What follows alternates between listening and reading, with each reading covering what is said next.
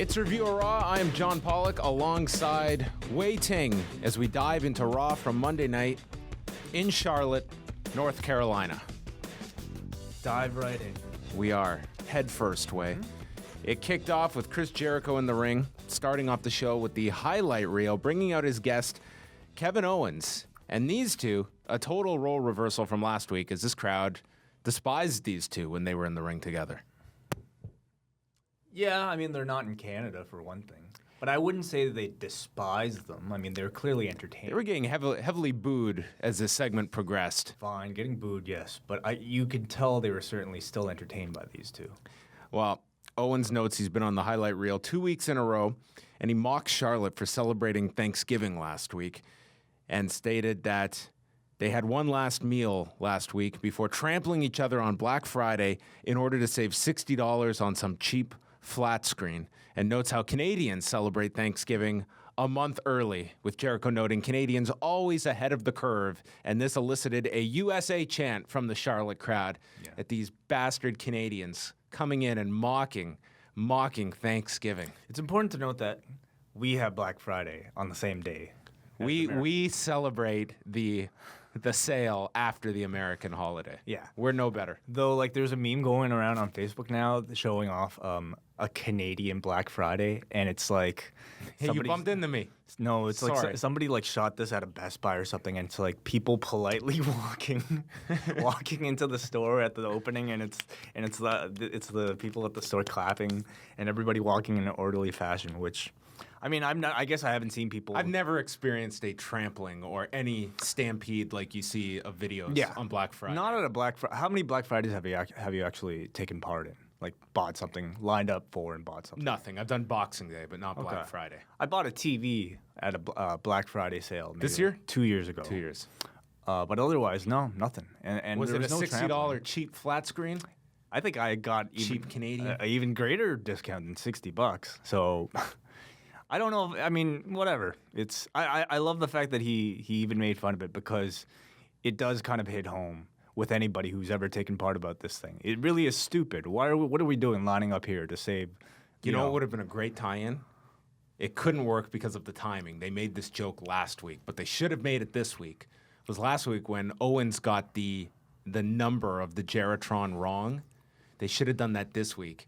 And then Jericho at the end does a callback stating he just bought this flat screen on Friday. On Black Friday. But that ties it all together. But then he would have been making fun of Jericho. That's the point. Oh, okay. So the basis of their rivalry could Owens makes an offhanded remark making fun of these Americans, and his buddy here is no better. Wow. And he actually looks down upon Jericho for buying this cheap piece of shit. See, that I would buy for a breakup. That's depth, Wai. Yeah. When you can turn in a Black Friday joke into heat for a big program. There's still Boxing Day. Owens is thankful for being champion, the face of the flagship show, and thankful for his best friend. Jericho, meanwhile, is thankful for his scarf, and Seth Rollins, who is the epitome of a stupid idiot who wasted his opportunity last week. As they note, he Rollins'd it, as Owens puts it. Already a better catchphrase than Seth freaking Rollins. He Rollins did. Okay. It's not great, but the alternative is worse. Then Jericho states that it was not him wearing a Sin Cara mask last week. Rather, it was Sin Cara wearing a Chris Jericho mask. And Owens stating that Rollins is not medically cleared to appear tonight, but Roman Reigns is, who interrupts them and comes down to the ring. He calls Owens as champion a joke, and Owens goes to repeat this line, this insult that Reigns has given him, and Owens can't even get the words out. He can't even enunciate him being a joke as Universal Champion. That's how foreign it is to him, this concept of him being a joke. That would have been a good save, but I thought they saved it pretty well, too. They were all... I mean, God, if Stephanie had been in the ring, this would have been a Black Friday sale with everyone trampling on one another to get their lines in. But Reigns just quietly mumbled and mocked him. Jericho noted that English is his second language. He's actually very smart. This isn't even his main language. And Reigns calls Owens just a guy that needs a lot of help. Owens says he doesn't need Jericho, and Reigns disagrees, stating he would have lost the title last week without Jericho. And Jericho goes to put Reigns on the list when Owens gets upset and tells Jericho to shut up. And he won't let Reigns speak to him like that, calling him a joke. And Reigns proposes a match for tonight, where if he is to win tonight, he gets a future title shot at Roadblock.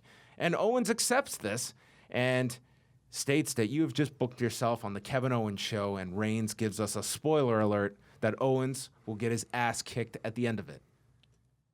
An actual spoiler alert for how the match would play out. Right. When is Roadblock? December 18th. 3 weeks. 3 weeks, okay. I'm a little confused because they're basically pushing 3 shows at the moment. Yes. There's TLC coming up, 2 weeks? Next week? Sunday. Okay, there you go. And they're also promoting the Royal Rumble right now. They're promoting a lot. They've got this new 205 Live show. They're already promoting the Royal Rumble. I don't think it's awful that you're going ahead, but it is confusing with the Raw and SmackDown shows. I need an iCal specifically for WWE events. You really do. Yeah. But as far as I'm concerned, this whole thing, anything involving Roman Reigns, whatever, this whole thing is a backdrop for the Kevin Owens, Chris Jericho storyline and their, ultimate feud that we think they will probably have. But the interactions between these two, I think, are just they truly make the show worth watching. And even with Reigns here, you're way more interested in the dynamic between Jericho and Owens.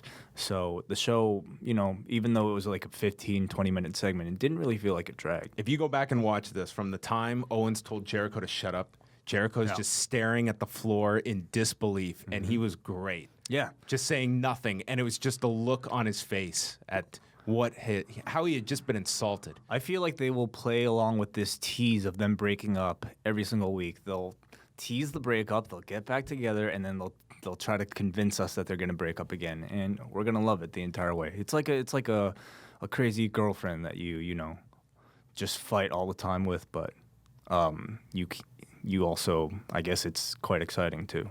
Well, Owens and Jericho are backstage and asks, "Why did you tell me to shut up?" And he thinks that Owens does need him. Owens says he doesn't, and Jericho says, "Well, I don't need you either, as an ally or a best friend." Owens says, "You're going to regret that." And Mick Foley shows up, and Jericho says, "There's no need for you to ban me from ringside tonight. I'm over this, and I'm leaving." So, continuing this tease of dissension, does this have enough that this could carry them past the Royal Rumble? Yeah. Because they're heavily pushing this now. I feel like this would be a great Mania program. If WrestleMania is supposed to ultimately be the ultimate culmination of your year-long storylines, which I think at this point it's quite rare to actually see right now, but this certainly would be. Are they going to do my idea? Next week, they come back together. It's the makeup, okay? Yeah. They make up, and they decide next week, 2 days before New Day breaks Demolition's record, they're going to show how much they need each other because they're going to team up, and they beat the New Day to end their streak. No, I don't think so. That could extend it. They win the tag titles. I guess they could. It just feels like they're more centered on the main event scene right now. And I mean, Kevin Owens. They can still have the tag titles. Yeah, but I mean, how do you have Kevin Owens with 2 belts? Why not?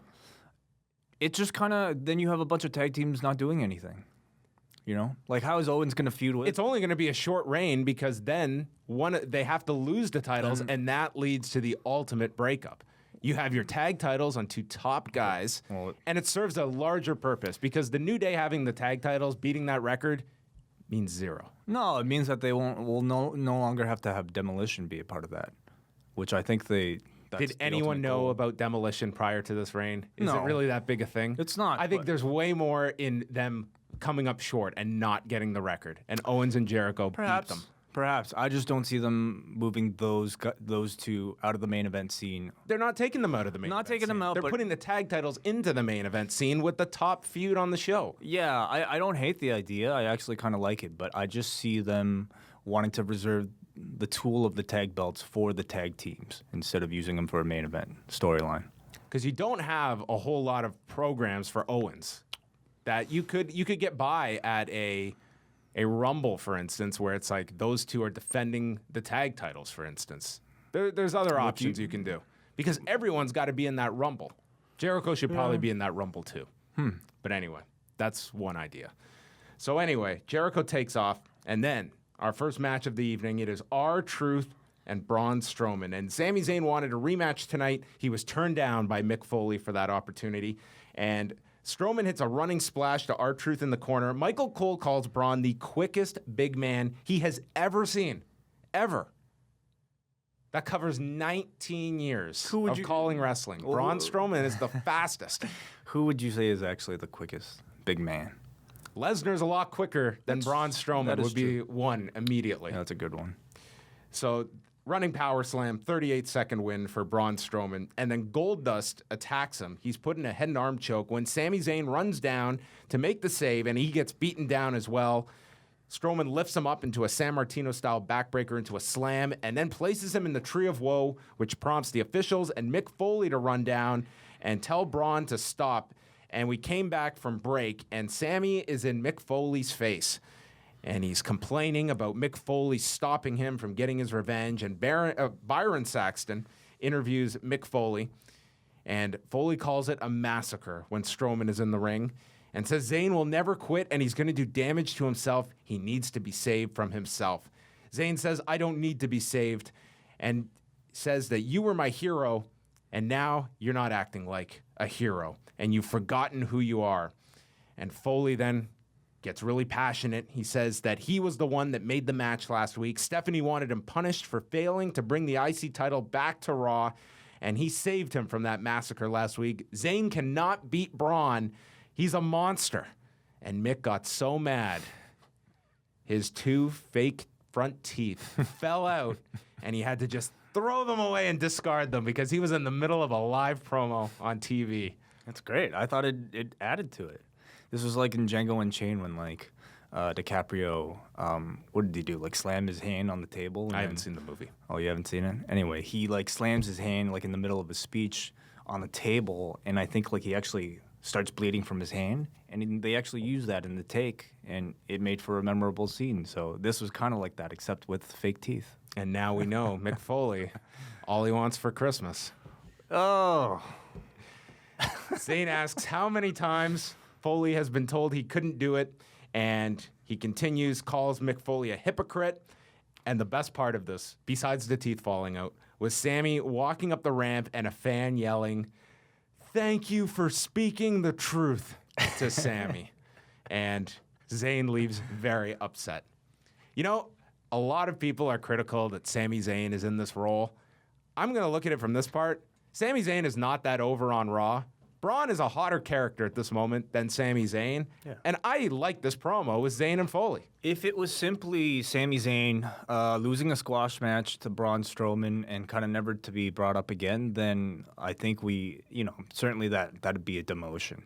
But you're seeing here that what we thought was just a squash match was actually the beginning of what looks to be a push for Sami Zayn, telling that underdog story, and looking to continue this program with Braun Strowman, and like you said, who is a hot character right now.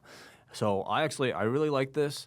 I thought this was a segment where you gave space for Sami Zayn to finally shine on the microphone, playing a character that he's great at, not a fake WWE promo. This sounded like just two people interacting like normal individuals, which this show just needs so desperately. Sammy's great at playing that underdog character, much like Daniel Bryan. I'll say he's a better promo than Daniel Bryan doing this type of thing.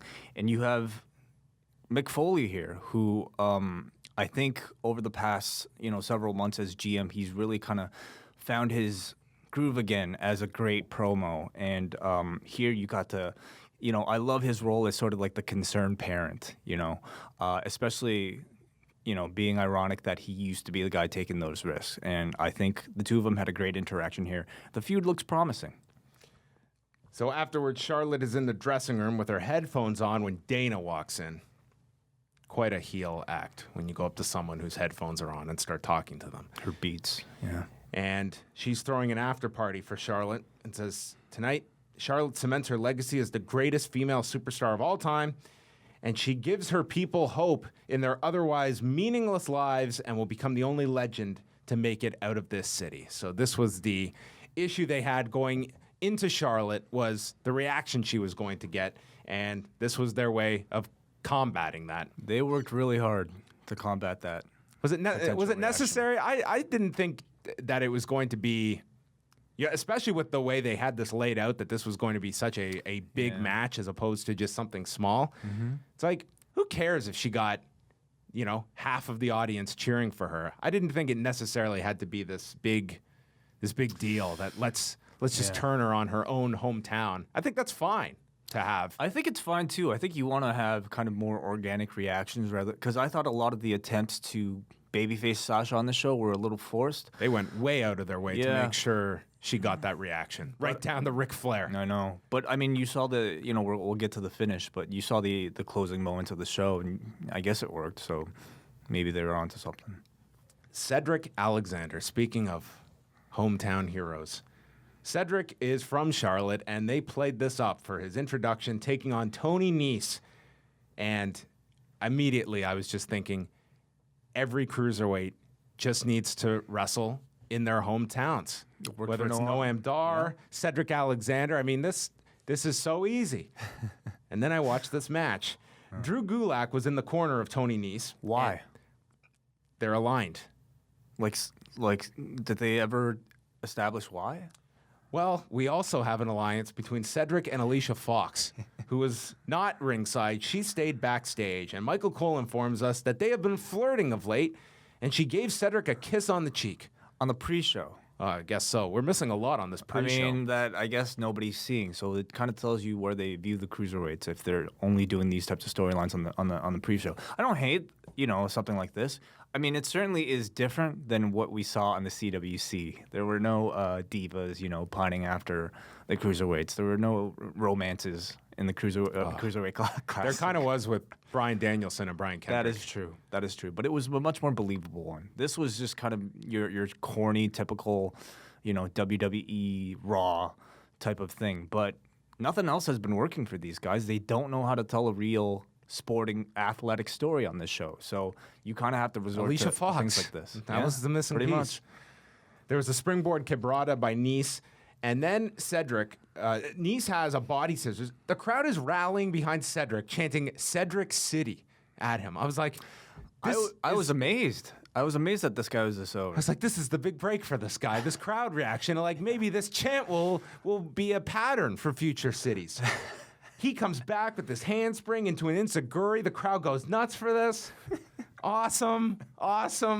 Alexander then does this springboard, chops Gulak, who's on the edge of the apron, and then Nese recovers. Hits him with a pump handle driver. 1, 2, 3. They beat Cedric Alexander in 3.5 minutes, and Michael Cole stole the words out of my mouth, where he said, that may have been a surprise to some people. Yeah, it was. They cannot help themselves. No, they can't. But screw up, like, the easiest. And this is not even a reaction that you could have been stunned by. Like, they knew enough that they were going to enhance his introduction to emphasize Charlotte, and they beat him. I wouldn't be that upset about it if I could see a storyline reason for it, like if they were building Tony Nese. Nothing. Or if Alicia Fox had come out and, I don't know, it was something to further their storyline. Oh, she flirts with Gulak. Oh, there you go. But this was nothing. Like, this was Cedric Alexander losing to no... This was like cruiserweight number 3 losing to cruiserweight number 6. To no gain for anybody. So I don't understand why you couldn't have just given the guy a big moment in his hometown to at least get something out of this segment. But, this was just kind of a flat segment coming out of it. I don't understand how just the most elementary of ideas that you still have to go the contrarian route and to no gain. Like, just such an easy way that Cedric feels. This was the first time he's felt over on the main roster tonight. And they beat him in 3:25. This crowd was into this match, I'd say 90% more than the cruiserweight matches we've seen on Raw thus far. Enzo and Big Cass did a Cyber Monday promo, pretty much verbatim of what they did last week. Jericho's leaving with his gear, and Charlie Caruso asks if this is a real argument or is this a work, and says, shame on you. It's very personal and serious. And Jericho says you can count your friends in this business on one hand, and he thought that Owens was his best friend, and he can't count on him. So he's leaving. So he passes by Charlie, and then he's walking down the ramp. And this is my favorite game on Raw, Way, as Jericho's passing. There is the Jimmy Jacobs sighting of the week. Oh, wow. This guy just finds his way on every single Raw. It's getting more TV time now. This is my favorite part of Raw now. It's just looking for this guy in the background. He demands for his driver to open the door, and in doing so, the driver knocks his list over. He calls him a stupid idiot, and then off to the side is Seth Rollins, who attacks Jericho, and in doing so, climbed through the back seat of the car out the opposite door to meet Jericho on the other side and continue attacking him. This was a unique attack. And then he continued and threw him into a barricade, then from there onto a car. He threw the barricade. Yeah, then he lifted the barricade and threw it, missing him. And this car he hit had to have been made out of plastic because it just stayed intact here. No shattered glass, nothing. Just bounced off of it. What was it, a Cadillac or a Buick? I didn't catch the make. And then he goes for a pedigree on the cement, and Jericho tries to back body drop him onto the car, and they end up on the car where Rollins pedigrees him onto the roof. He roofied him. I feel like car beatdowns, like violence involving a car.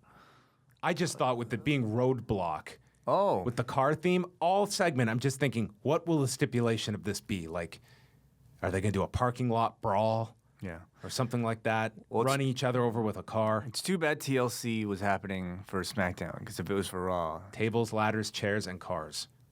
or they could have a race. A race? Yeah. Oh, wow. With cars. Anyway, I mean, I feel like anytime you beat somebody up with a car, like body on car just looks kind of lame. You know what I mean? Unless it's a really big guy. You ever been dropped on a car? No, I've never been dropped on a car. Thankfully, I won't even go there. But I mean, I thought the pedigree on top of the roof looked lame. You know, you could tell like the angle they're shooting up and they're shooting really close. So you could tell Jericho was making no contact. It looks like it still hurts. Don't get me wrong, but I'm just saying it's not a satisfying break. It's not you don't get that satisfying crunch like you do from a table or something. The only time you really get a satisfying like car, collapse is when you're like dropping something like a boulder on it or something like that, or if the car's actually crashing into something. I don't know. I'm just not a fan. Wow. Well, I'd be down for a race between these two. Yeah, I I think mean, Roadblock, end of the line. Ooh. It lends itself to. Well, you also And you also next week, it's the making of the cars. then you got Fastlane coming up, so Jesus. they gotta That's save right. it for They that. gotta space these ones out. Yeah. Charlotte and Sasha come out for what we feel is going to be their only match of the evening. And they began with Banks immediately getting the Banks statement and Charlotte getting to the rope. Dana then gets knocked off to the apron and thrown into the steps by Banks. Then Banks does the flare strut and gets booed. Yeah. Do you think this was done thinking it would get a babyface reaction in Charlotte? Because I thought this, how could you not think this was going to get booed with Sasha doing Completely agree. There's no way that they were doing it for a babyface, or sorry, for anything but a babyface reaction. Because look at how the show ended, right? Watching this, I was like, okay, they want this heel reaction, Yeah. but you're right. You watch the whole show, that was the complete opposite reaction they wanted. I think they have it all wrong. I feel like their use of flair, I mean, you've seen what they've done with The Miz. They feel like, oh, you just get a guy to do the strut and people will automatically cheer for him, when most times it kind of works against them, and they're definitely flirting with that here. The crowd is behind Charlotte. They go to the floor. Banks is chopping her and then sends Charlotte into the WWE Universe. There had to have been 3 references to the abyss known as the WWE Universe that a performer was sucked into during this show. The WWE Abyss might be a better term for it. Yeah, the WWE Joseph Park. Yeah.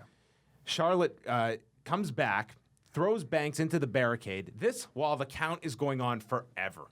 Yeah. Like this referee counted 7, and then there was like a minute before we heard 8. So they're just on the floor forever. Finally, they are counted out. At 3 minutes and 10 seconds, Foley comes out. He puts over their rivalry. It can't end like this. So he announces for later tonight, it's no DQ, no count out, falls count anywhere between the two for the women's title and would get the main event slot. Yeah, initially these two came out at the top of the hour, and I thought, wow, I thought they'd be getting the main event. So this was an interesting way to build to a main event by having the match actually start earlier in the show and then having an actual finish and then having it restarted not right after, but restarted later on in the show. I thought it was an interesting way to build excitement for the last segment of the show. So I think they're taking some fresh approaches to, doing the same thing that they've always done. And even though that third hour is always the one where the number goes off a cliff, like they're still very much trying to hook you till the end of that show, even though it's, typically it's either the first or second hour that's much stronger. There was a period where they just gave up on that and just like put their actual main events at like 10 o'clock. Because they realized that was like, it was just, the third hour is always going to be the lowest of the three. Rusev and Enzo, the rematch. I don't know why we had a rematch after last week, but we're getting one. Enzo cuts this promo about Lana seeing the realest guy in his realest form and knows how he's doing. And then they did this deal listing off all the food they ate over Thanksgiving with Cass and doing the how you doing. Is there Thanksgiving in Russia? Well, they're in Nashville now, so I guess maybe they've acclimated to American traditions. So then it ends with stating that Lana was thinking about a certified G stuffing her turkey. Yeah. Did you happen to see? What are you doing? You're looking at your phone right now. What is this? This was the tweet from Summer Rae after this segment. Did you hear about this? No. She tweeted Enzo, "Oh, it's not turkey, it's roast beef. And you can't stuff that." Oh, wow. That would not be a tweet I would be sending if I was Summer Rae for safety purposes. I mean, what do you think her goal is? I mean, to get attention, which I guess she obviously... To get her tweet read on this show, Yeah. obviously. We'll send her a T-shirt. Sure, yeah. So anyway, the match begins. Rusev lays him out with a clothesline, and then soccer kicks him in the balls. There is not a guy that has sold a ball shot better than Enzo this year. And that's including MMA. Because this was an incredible job by Enzo, selling that he was near death as Rusev screamed that you are never to disrespect my wife. And yet again, I have a hard time not seeing Rusev's part in all of this. Like, this asshole comes out, runs down your wife, wants to stuff her turkey. Of course he's going to be upset. Sure.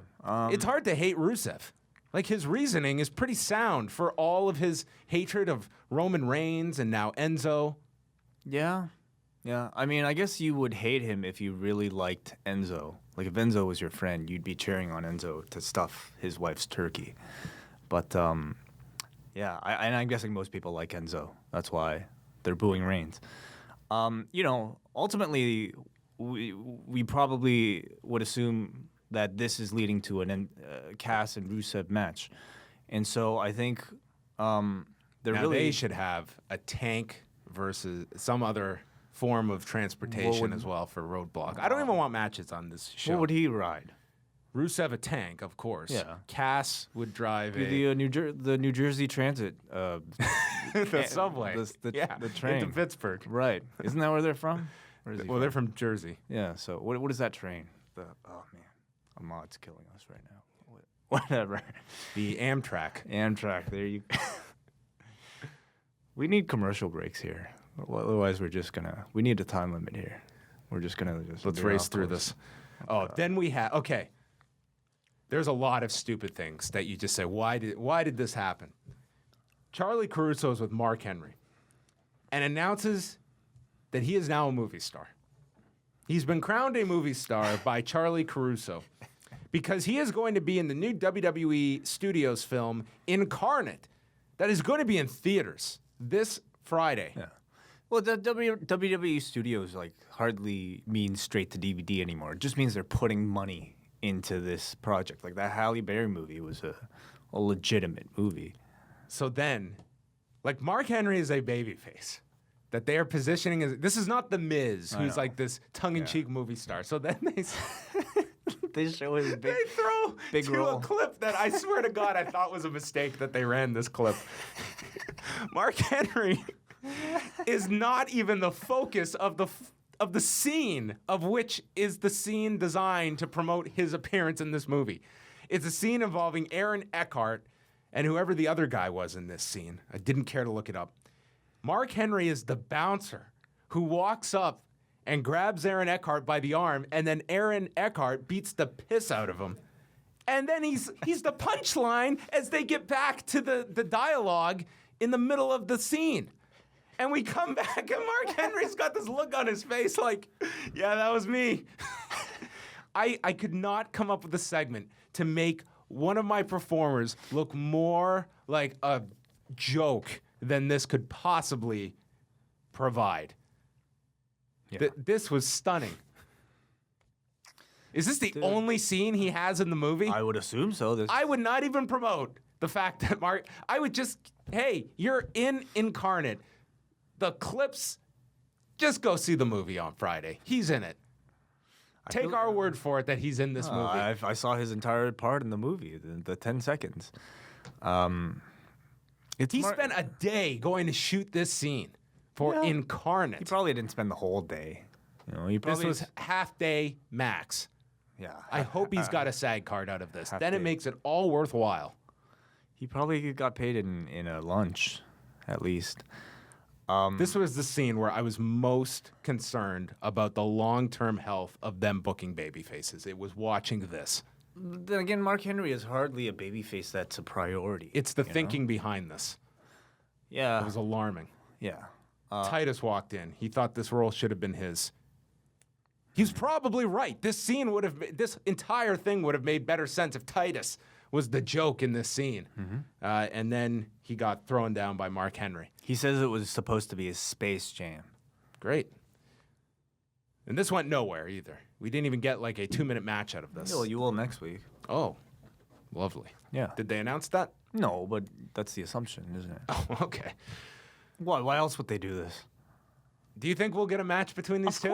Of course we will. Okay. What, you thought they just did this? Yes, I did. Okay, I guess we'll see. I did. It's possible. Rich Swann took on Noam Dar with Brian Kendrick on commentary. Kendrick yells at Byron Saxton that his moral compass was destroyed when he was fired 7 years ago for his mistakes, and his wife was starving. Dar then ran Swann front first into the turnbuckle, applied a submission to his left arm, and then Swann recovered, goes for a splash but lands on the knees of Dar, and then Swann introduces a spinning heel kick and nails him, knocks him out, and pins him in 328. So a different finish here for Rich Swann. What was his finish before the... It's just the rolling splash. Oh, yeah. He did the standing 450 in the ring. Yeah, I guess they like this more. I think it's nice. You know, it's a nice, impactful finish. I feel like Swann... I don't think he's been given enough personality development for me to really care about this title win or title match either way. So, you know, his promo was good coming up, though. Yeah, Corey interviewed him in the ring, and Swann took the mic asking if Kendrick is trying to play mind games. He says he's doubting himself because he's already beat Kendrick twice. Tomorrow on 205 Live will be the third time, and that much sweeter because he will win the title because you can't handle this. Yeah. And that's the one match we know of for 205 Live, which I don't know if you looked up the schedule way, only a 45-minute show, which is great. Really? So then it ends at 10:45? They want to get Talking Smack and 205 Live done within the hour. Gotcha. They don't want to keep you past 11. Okay, which I'm all for. That's a move. You can do 2 matches, 45 minutes, fine. It's a positive step. Anyway, it remains to be seen how many people will stick around. I think for a first episode, you'll get a lot of people, but... Is this going to be a dead crowd in Columbia, South Carolina on Tuesday night? I don't know. I'm not sure. I don't know. I think there'll be, this is a cruiserweight match that at least has received a bit more promotion than typical, and it is kind of the main event of a new show, so I think they'll get enough interest. But I think Swann did well here. He kind of has a unique delivery of a promo that seemed, very natural and authentic to him. I just wish that they would have given him more chances leading up to it, because I feel like a lot of people want a title switch on this first edition, but I personally don't feel the interest in the outcome of the match either way for it to be that big of a deal. Then we went on location to the Black Fin, and Sheamus is at a bar, and on a show in the Carolinas where we got a Flair, a Anderson, if you want to count Carl. We also got a Blanchard, with Tessa Blanchard here doing a cameo at the bar with Sheamus. Oh, is that right? Yes. Wow. Nice. And there were a number of performers here for this particular scene. So it's Sheamus and Cesaro at a bar. Cesaro orders a vodka martini and then says they would never... Shaken, not stirred. Yeah, of course.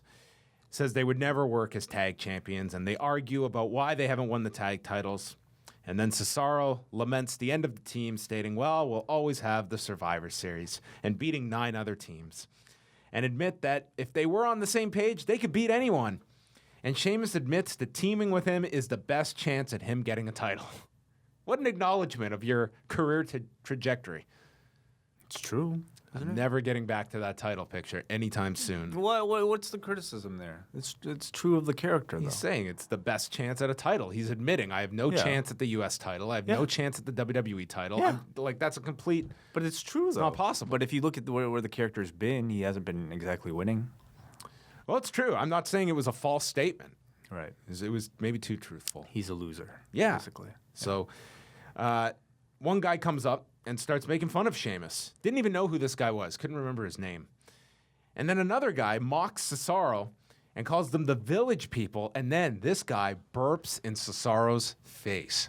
That's gross. That's just nasty. So they get up and they beat the hell out of all of these local North Carolina and other wrestlers.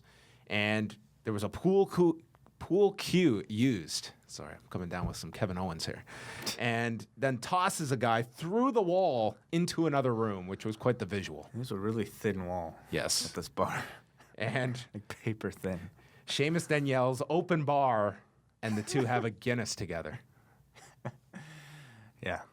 What did you think? I want to hear your thoughts first. You know what my one thought was? Yeah. Going back to watch this scene in 3 years and spotting the people that are in NXT. Ah, there you go. Future world champions here.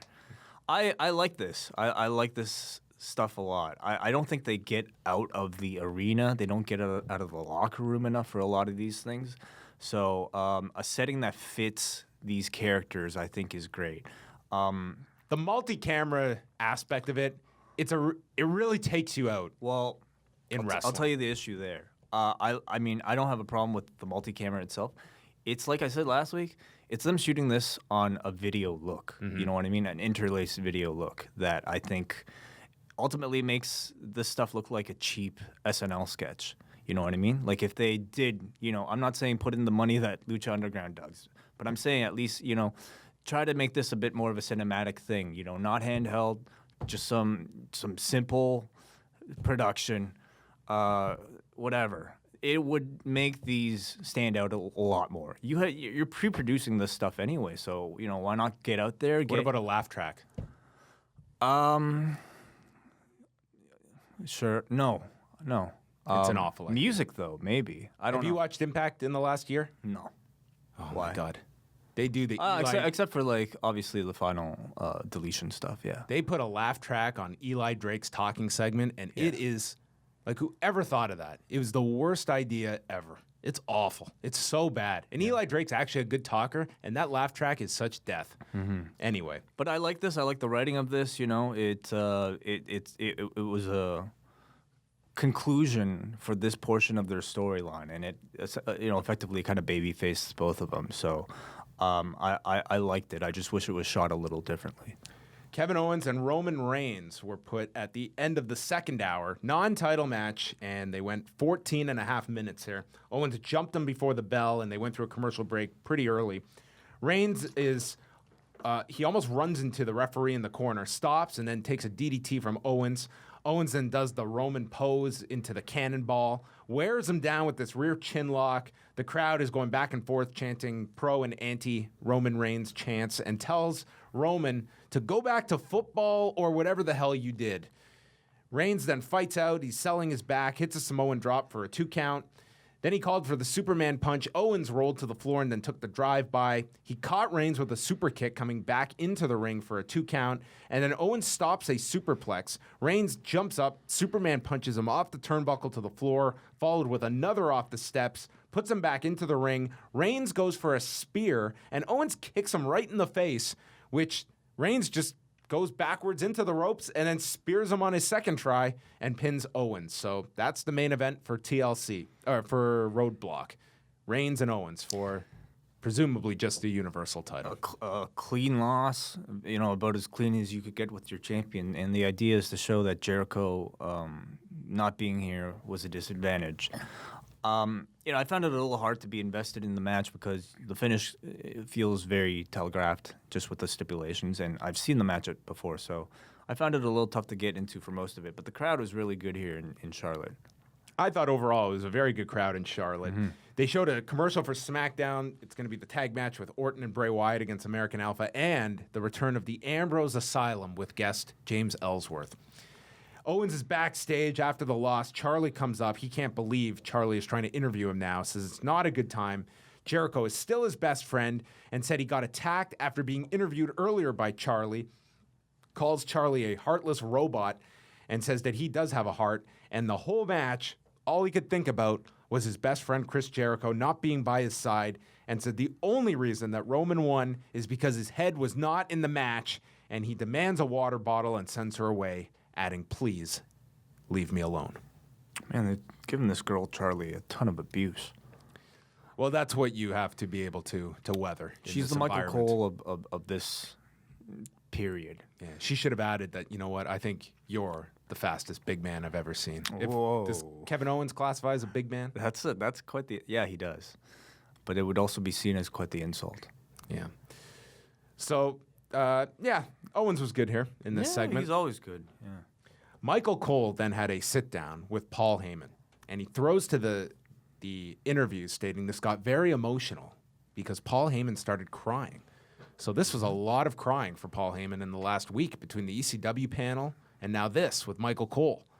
And the little things about this I thought were so great. Like Heyman obviously not shaving in preparation for this. Oh, I didn't looking notice that. like a mess. Like he looked like... He was already near tears before the thing started. He was... Yeah. This was amazing. I've never seen someone cry like this in my life. What? Because he wasn't choked up, his voice wasn't affected. He was talking coherently, and a tear just started coming down his eye. Like in another lifetime, I'm convinced that Paul Heyman might have been a pretty decent real actor. You know what I mean? Like a Hollywood actor. I'm not saying he's at that level, but I feel like he's one of the best actors I think in professional wrestling. Yeah.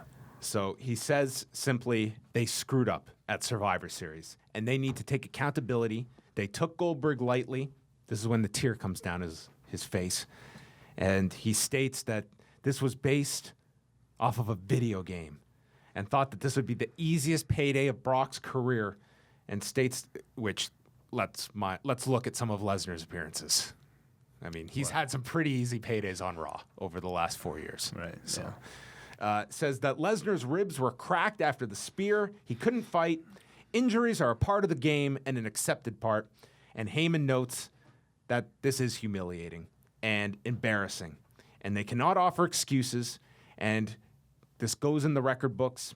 He says Lesnar now has something to prove. And that scares Heyman because that can define or destroy you or drive you to even greater heights, which is frightening if you consider Lesnar could be even better than he already has been in the past. And it ends by him being asked what is next and says if Goldberg's in the Rumble, then so is Brock Lesnar. And we will have one conqueror, 28 losers, and one victim being Bill Goldberg, as they showed the graphic at the end. So Goldberg and Lesnar in the Rumble. I thought this was great. It was great. I thought a great performance from Heyman. And it's interesting, going into it, how he was going to play it, because this could be seen as a babyface promo. Guy loses, he's going to come back stronger than ever. But I feel like the way he did it, it felt more like a threat, than a comeback story from Paul Heyman. So I thought he did it really well. I try to picture, like, I try to compare the story here to, say, Brock actually losing to Cain Velasquez. You know what I mean? And I wonder if Heyman took any inspiration from that type of thing. He lasted 5 seconds longer with Goldberg than he did with Kane. Oh, is that right? Yes. Or even CM Punk losing to Mickey Gall, you know what I mean? Like the shock of Lasted much longer than Punk did. True, it did, yeah. But the shock of, somebody losing in basically a squash match and then having to come back from that. So anyway, really, really good performance from Paul Heyman. Yes, this was really good and should put to rest the Lesnar's killed from this loss theories. Yeah. There was an Emelina promo. The wait is nearly over. The makeover is almost complete. Yeah, okay. It's coming. Yeah. Which cruiserweight will she be aligned with? Oh, good question. Maybe she'll play Brian Kendrick's wife. She's an actual wrestler. Yeah, I know. From Tough Enough. Yeah. What's her name? Taylor, Right. I think. Yeah. New Day comes out. They throw cereal at the announcers. Xavier Woods says that 17 days they will break the record. 16, but whatever. And then they get interrupted by Anderson and Gallows. And they had a tag match, not with Kofi involved. It was Woods and Big E against Anderson and Gallows. I thought this was a really good tag match. Yeah. And it was a rare time that Woods got to shine in there. And he looked really good. And this was maybe the best tag match Anderson and Gallows have had, at least since the split from AJ on TV. Possibly. I can't tell you many memorable. I mean, there's not a high bar of what they've been able to do on Raw, but I thought this was a good tag match, especially in the third hour. So there was Anderson hit this running powerbomb to Woods. They're beating him down. Head kick by Gallows as they go to the break. Woods then tagged in E, who speared Carl off the apron to the floor, the insanity spot. And then Woods lifted up Anderson, or Big E lifted up Anderson for the midnight hour, but got stopped by a Gallows kick. Anderson hit a spine buster on Woods for a 2 count, and then Gallows and Anderson hit this super reverse neck breaker as Gallows lifted Woods and Anderson came off the turnbuckle. Big E stopped a magic killer, and Gallows followed with a tree slam. Woods came back with a pair of rolling elbows, and then Anderson hooked the tights on an O'Connor roll, which Woods reversed, hooking his trunks and pinning him in 9 minutes. So again, they cheat to win, but this time the crowd cheers because they beat heels. But I guess the idea is to show that they're barely squeaking by as they approach that record. But I'm constantly wondering what their plans are for the New Day because I feel like they're very close to turning heel. And you could almost kind of tell it in their promo beforehand. Like, they're still coming out, they're still doing a lot of things that got them cheered in the first place. But I would say now that support feels like it's declining. It feels like the crowd, many people in the crowd are largely cheering out of habit. But at least me, and I know a lot of people, they watch these guys and they're starting to get annoyed.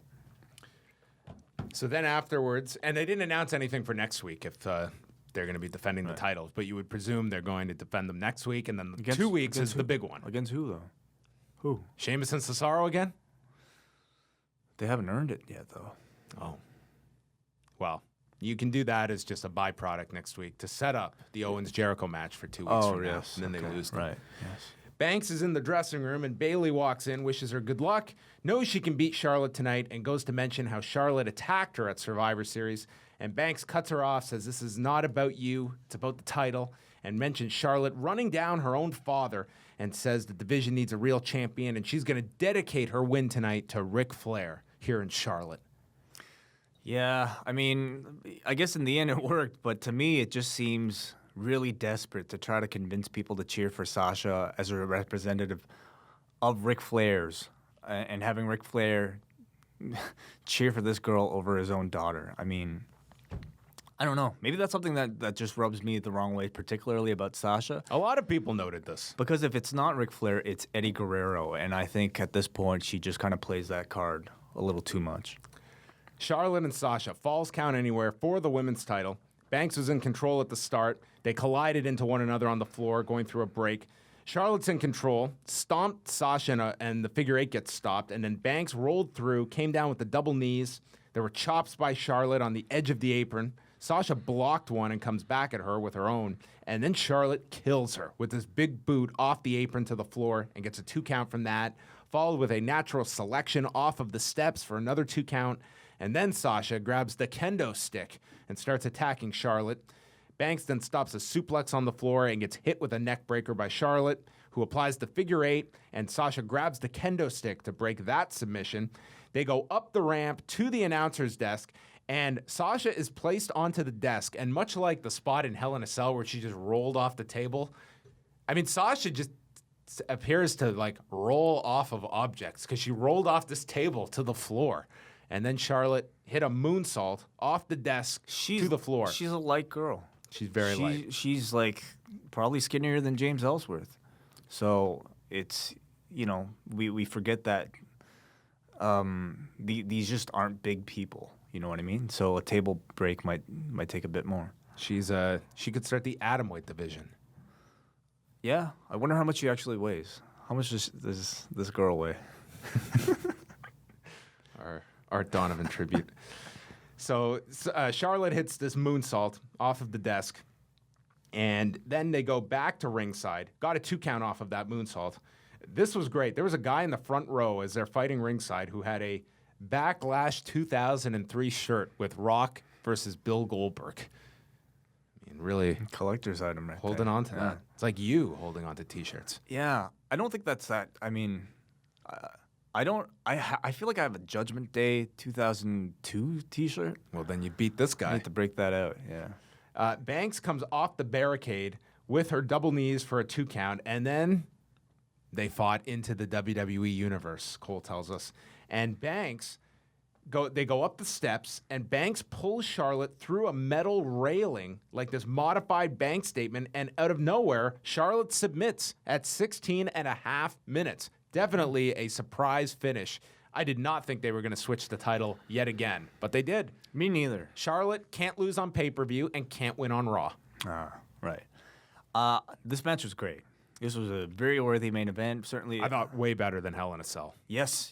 I think what was missing from Hell in a Cell, and for that matter, a lot of women's North American women's wrestling in general, I'd say, is that physicality, that violence, and I think the girls especially have to go that extra distance to show that they're not afraid of getting hurt, to earn the respect of a lot of their tougher critics, and I think they really. I watch all Sasha matches, and I'm always concerned for her. Well, yeah, that's true. But here, with the kendo sticks and just like a lot of very stiff kicks and shots and chops, I thought they really captured the attention of everybody, and I thought they, told their story really well.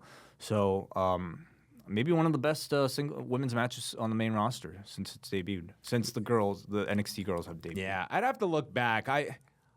I seem to recall that match they had right after the brand split. I thought that was a really excellent match, but I'd have to go back and watch it. But those to me are the 2 best ones they've had, significantly better than the pay-per-view matches they've had this year. I love the final spot with the bank statement on that barricade. So credit to whoever came up with that move. It's really one you can't really do in all arenas. Not every arena is going to have that style of barricade. So does this mean Charlotte now gets her automatic rematch?